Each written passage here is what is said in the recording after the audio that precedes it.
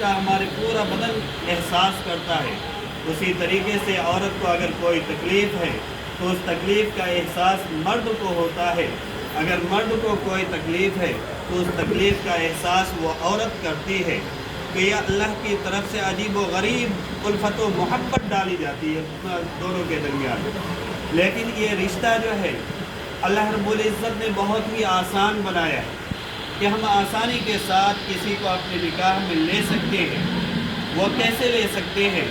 तो निकाह के कबूल होने के लिए जो है 3 शर्तें। एक ये है कि औरत इजाज़त देगी, एक इजाज़त देगा, दूसरा कबूल करेगा, और तीसरा इस इजाब व कबूल के दरमियान में 2 बालिग मर्दों का होना ज़रूरी है। या एक बालिग मर्द या फिर 2 औरतें, गोया कि 3 लोग इसमें होंगे। अगर मर्द हैं तो सिर्फ 2 मर्द होंगे। अगर एक मर्द है और 2 औरतें हैं तो भी ये निकाह सही हो जाएगा। तो गोया कि निकाह के सही होने के लिए जो गवाहों की ज़रूरत है, अगर मर्द हैं तो 2 हैं, सिर्फ औरतें गवाह नहीं बनाई जा सकती। एक मर्द कम से कम गवाह होना ज़रूरी है। हाँ, दूसरा गवाह अगर मर्द नहीं है तो उसकी जगह पे कम से कम 2 औरतें गवाह के लिए होना ज़रूरी है। तो इस तरीके से ये निकाह हो जाएगा। एक ने इजाज़त दिया, दूसरे ने कबूल किया, और इजाब व कबूल के दरमियान में 2 बालिग मर्द हैं, तो ये निकाह सही है। खुतबा ये मसनून है, हो गया, अच्छी बात है।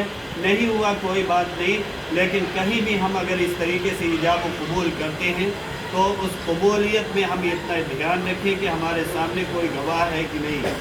गवाह की शर्त इसीलिए लगाई गई है ताकि हम ज़िनाकारी से बच सकें। अल्लाह रब्बुल इज़्ज़त ने हमें ज़िना से बचने के लिए ज़िना को मुश्किल बना करके अल्लाह ने निकाह के रास्ते को आसान बनाया। और ख़ुद मोहम्मद सल्लल्लाहु अलैहि वसल्लम के तरीक़े को हम देखें कि मोहम्मद सल्लल्लाहु अलैहि वसल्लम ने जो निकाह किया, और निकाह करने के साथ साथ एक जगह अल्लाह रब्बुल इज़्ज़त ने उनके ताल्लुक़ से बयान फरमाया कि ऐ नबी सल्लल्लाहु अलैहि वसल्लम, अगर कोई औरत अपने नफ्स को आपके लिए हिबा कर दे तो अब आपको इख्तियार है कि चाहे तो आप उसको अपने निकाह में ले लें, चाहे ना ले लें, ये आपके इख्तियार में है। लेकिन ये चीज़ जो है पूरी उम्मत के लिए नहीं दी जा रही है। वजह यह है कि हम आपके मिजाज को जानते हैं और आपकी उम्मत के मिजाज को भी जानते हैं कि आने वाली उम्मत जो है, अगर हम इतनी सी इजाज़त देंगे तो उस इजाज़त का गलत फ़ायदा लोग उठाएंगे।